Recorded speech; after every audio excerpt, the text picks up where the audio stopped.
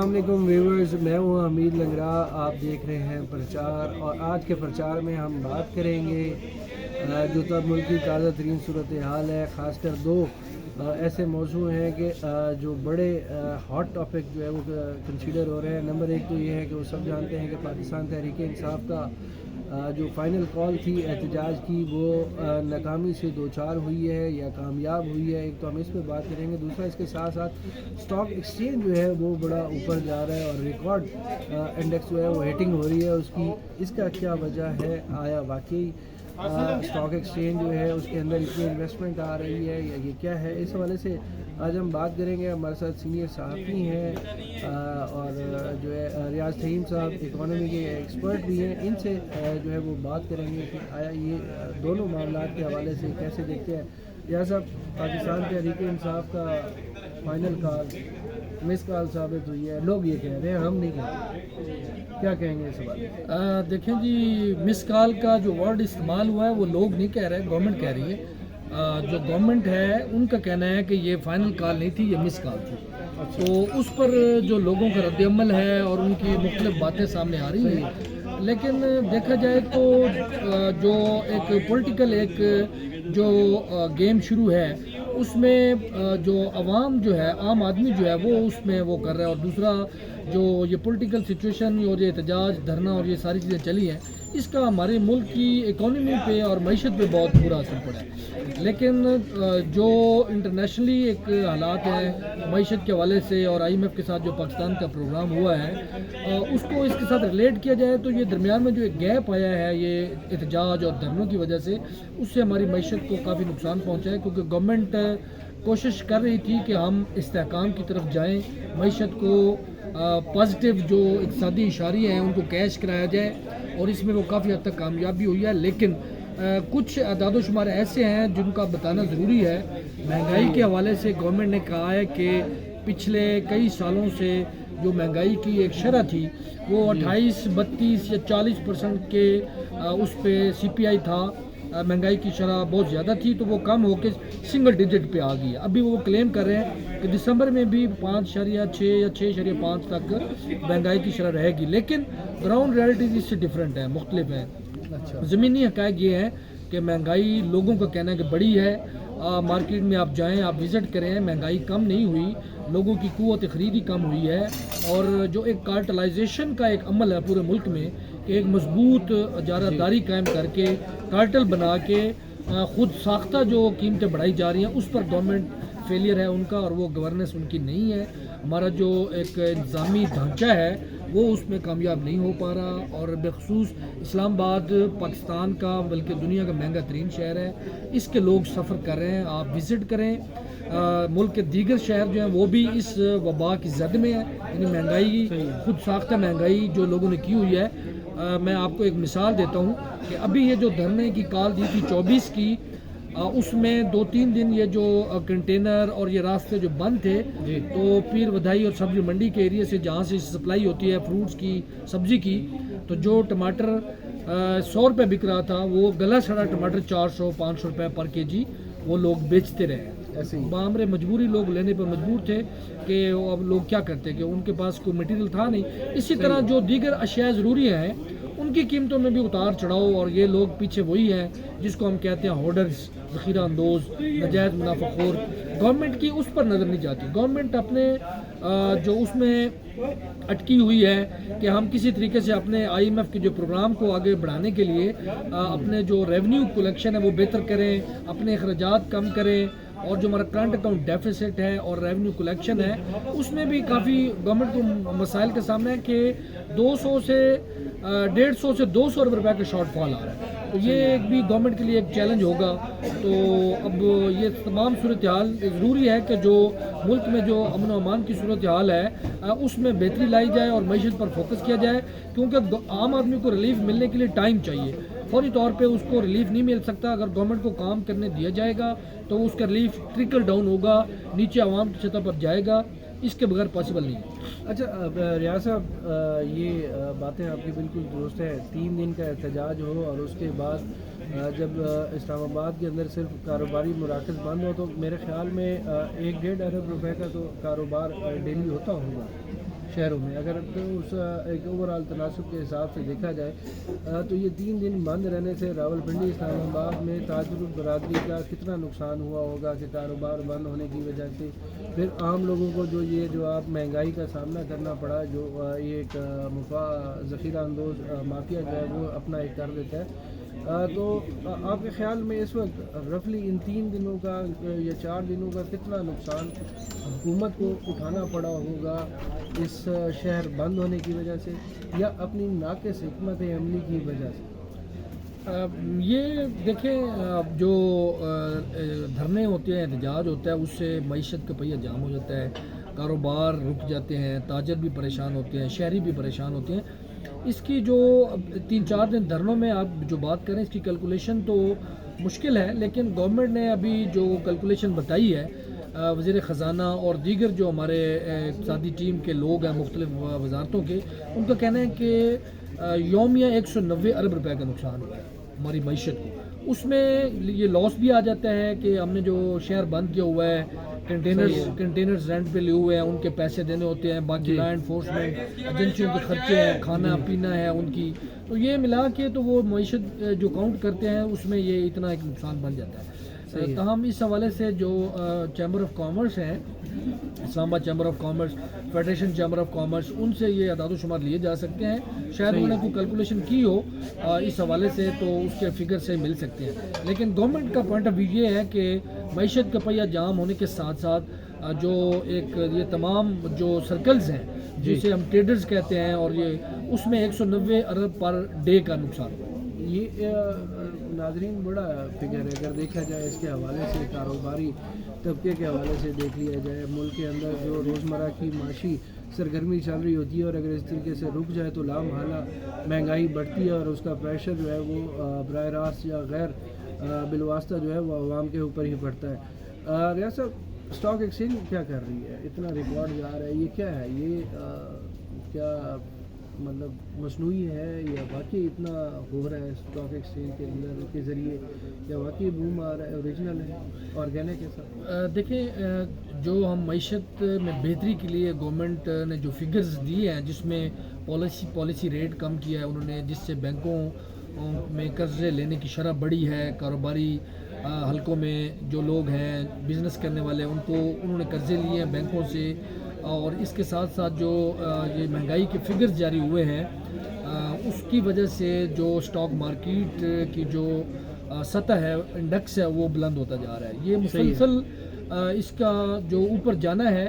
وہ ایک اچھا انڈیکیٹر ہے انٹرنیشنل انویسٹرز کے لیے بھی، لیکن اس کو ساتھ ساتھ کمپیریزن کریں کہ ہمارے جو ملکی حالات ہیں، پولیٹیکل حالات ہیں، اس سے اگر ریلیٹ کریں تو یہ چیز کوئی ہضم نہیں ہوتی کہ مارکیٹ اتنا بوم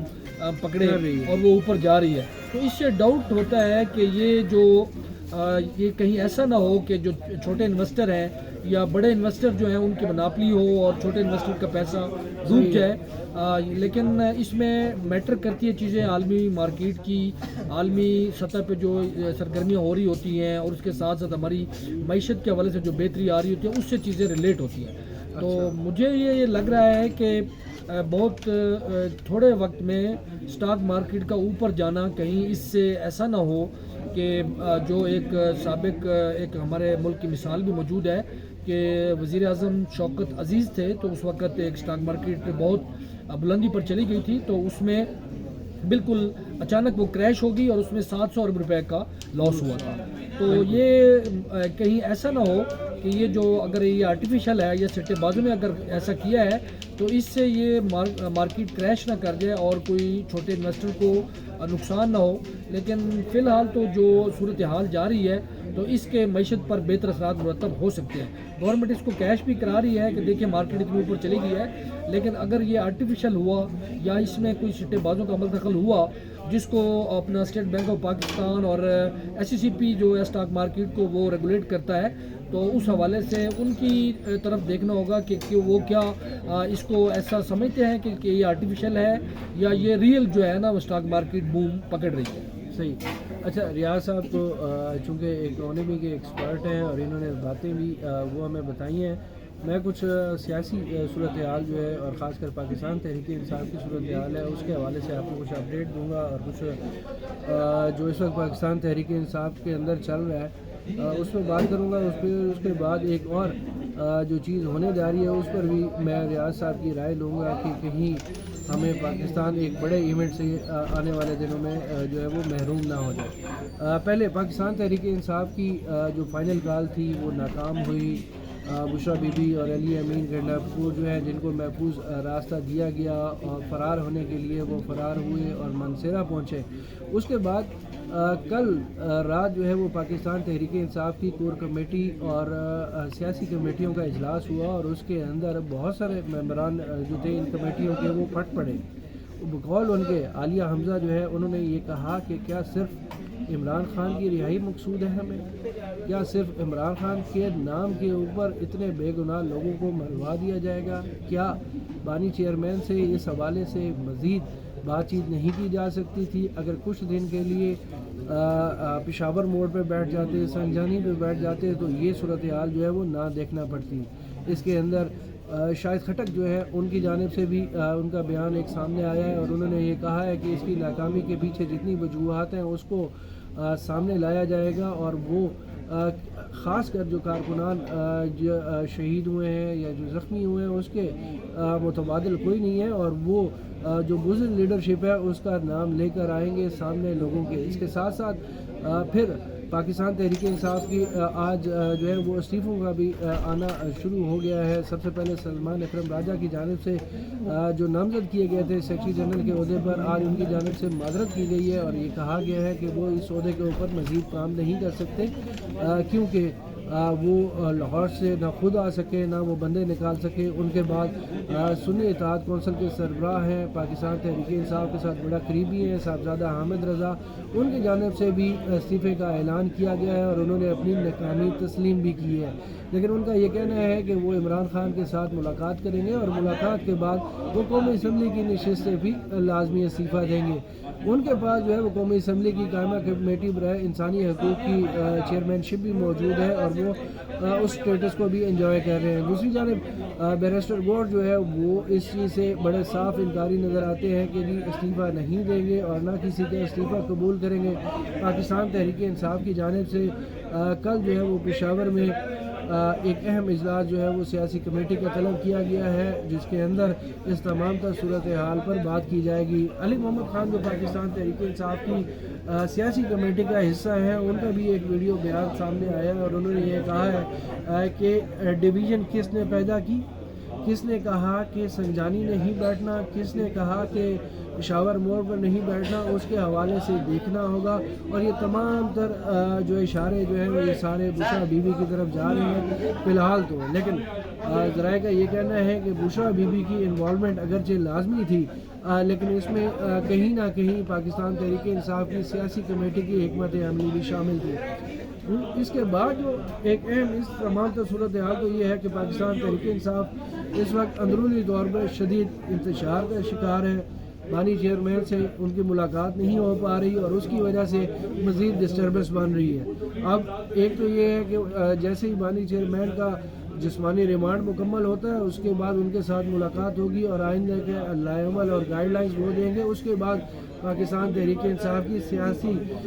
جو قیادت ہے اس کے اندر شاید جو اس وقت بحران کی کیفیت ہے وہ تھم سکے۔ اس سے پہلے ابھی پاکستان تحریک انصاف کے چیئرمین کے بھی کئی امیدوار ہیں، سیکرٹری جنرل کے بھی کئی امیدوار ہیں، اور وہی پرانے دھڑے بندی جو ہے وہ عروج پر پہنچی ہوئی ہے، اور کارکنان جو زخمی ہوئے ہیں، جو شہید ہوئے ہیں، ان کے حوالے سے اعلانات اور اپنے اعداد و شمار دیے جا رہے ہیں۔ آن گراؤنڈ صورتحال یہ ہے کارکنان کے مطابق کہ اس وقت قیادت جو ہے وہ انہیں کال تک نہیں کر رہی اور نہ ہی ان کی کال اٹھا رہی ہے۔ اگلی بات جو اس سے جڑتی ہے وہ ہے ریاض صاحب انٹرنیشنل میڈیا کا کردار، جو میں آپ سے بات کرنا چاہ رہا ہوں کہ آنے والے دنوں میں پاکستان میں ICC کا ایک اہم ایونٹ ہونے جا رہا ہے۔ فروری میں انٹرنیشنل کرکٹ کونسل کی جانب سے جو چیمپئنز ٹرافی ہے وہ پاکستان میں ہونا ہے، اس کی ٹرافی بھی پاکستان آ چکی ہے، اور وہ اس دھرنے کی وجہ سے کچھ دن رکی، لیکن وہ پاکستان کے مختلف شہروں میں وزٹ کر رہی ہے۔ مسئلہ یہ ہوا ہے کہ آپ نے نیشنل میڈیا کو کنٹرول کر لیا، مینیج کر لیا، کہا یہ جاتا ہے، ہلکے یہ کہتے ہیں کہ یہ مینج کیا گیا، خبریں نشر نہیں ہوئی، لیکن انٹرنیشنل میڈیا کے اوپر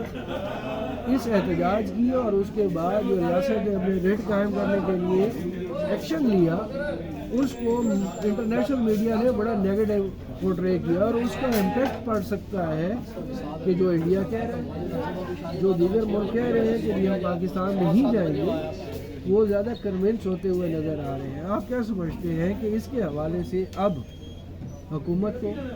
اپنی حکمت عملی ترتیب کرنی چاہیے، انٹرنیشنل میڈیا کو انگیج کرنا چاہیے کہ نہیں جی یہ صرف ایک جماعت کی حد تک تھی صورتحال، آگے پاکستان میں امن و امان کی صورتحال ٹھیک ہے؟ کیا کہیں گے اس حوالے سے؟ جی بالکل آپ ٹھیک کہہ رہے ہیں کہ جو ایک انٹرنیشنل یہ ایونٹ ہے یہ کسی بھی ملک کے لیے بڑا ایک آنر ہوتی ہے، اور اگر پاکستان میں یہ ایونٹ ہونے جا رہا ہے تو اس کے اثرات جو ملکی صورتحال، جو سیاسی ایک صورتحال چل رہی ہے، اور یہ احتجاج اور دھرنوں کے حوالے سے، اس کے بعد میڈیا کے حوالے سے جو باتیں آپ کہہ رہے ہیں، گورنمنٹ کی واقعی اس میں فیلئر ہے کہ وہ انٹرنیشنل میڈیا کو آن بورڈ لے کے اس کو نہیں کرتی، کیونکہ اس کے اثرات براہ راست پاکستان کا جو ایک امیج ہے انٹرنیشنل سطح پہ عالمی ممالک کے ساتھ، ملٹی لیٹرل ڈونرز کے ساتھ اور دیگر جو کنٹریز ہیں ان پر بڑا اثر پڑے گا، اور اس میں جو ہمارے مخالف قوتیں ہیں جس میں انڈیا بھی شامل ہے اور بہت سارے دیگر ملک بھی ہیں، وہ اس کو کیش کرا کے تو پاکستان کی شہرت کو نقصان پہنچا سکتے ہیں، اور پاکستان کو ایک بڑے ایونٹ کے حوالے سے جو ایک ایج ملنا تھا فنانشلی بھی، معیشت کے حوالے سے بھی، اور ایک انٹرنیشنل سفارتکاری کے حوالے سے جو پاکستان کا ایک وقار بننا تھا، وہ پاکستان اس سے محروم ہو سکتا ہے۔ اس میں پاکستان کی جو گورنمنٹ ہے، موجودہ گورنمنٹ ہے، ان کو ایسی اسٹریٹجی بنانی چاہیے جس سے جو ہے پاکستان کی جو شہرت ہے اور جو انٹرنیشنلی جو پاکستان کی ساکھ بہتر ہو رہی ہے، اور اس کے لیے کاوشیں کی جا رہی تھی ہر سطح پہ۔ ابھی ریسنٹلی جیسے بیلاروس کا جو پریزیڈنٹ آیا ہوا تھا، ایک ہیوج ڈیلیگیشن آیا ہوا تھا، اس سے پہلے شنگھائی تعاون کی کانفرنس ہوئی، تو یہ ایک بڑا پازیٹیو میسج تھا جو دنیا کو کنوے کیا گیا کہ پاکستان انویسٹمنٹ کے لیے انتہائی اہم کنٹری ہے، انتہائی اہم ملک ہے، اس میں لوگ باہر سے آ کر سرمایہ کاری کرنے میں دلچسپی رکھتے ہیں، بہت سارے ممالک آ رہے ہیں۔ اسی طرح پاکستان کے ہائی آفیشیل وزٹ دیگر کنٹریز میں گئے، وہاں پر بھی ملاقاتیں ہوئیں، اور پاکستان جو ہے اپنی سروائیول کی جنگ لڑ رہا ہے فنانشلی، اکانومی کے حوالے سے، معیشت کے حوالے سے، تو یہ انتہائی اہم ہے پاکستان کے لیے۔ بالکل آپ ٹھیک کہہ رہے ہیں، اور گورنمنٹ کو اس پر نہ صرف غور کرنا چاہیے بلکہ فوری طور پر جو آپ کی جو فارن پالیسی ہے اور اس میں سفارتکاری کا جو ایلیمنٹ ہے اس کو بہتر طریقے سے مینج کر کے انٹرنیشنل میڈیا کو بھی کنٹرول کرنے کی پالیسی بنانی چاہیے، اور یہ ٹرافی اور یہ انٹرنیشنل ایونٹ پاکستان میں لازمی کروانے کے لیے فوری طور پر حکمت عملی ترتیب دے کر اس پر عمل درآمد یقینی بنانا چاہیے۔ تو سامعین، یہ تھا آج کا پرچار کا تازہ ترین ویلاگ، اور اس میں ریاض صاحب نے بڑی سیر حاصل باتیں کی ہیں، لیٹسٹ انفارمیشن آپ کے ساتھ شیئر کی ہے۔ آئندہ کے ویلاگ تک اجازت دیجیے، اللہ نگہبان۔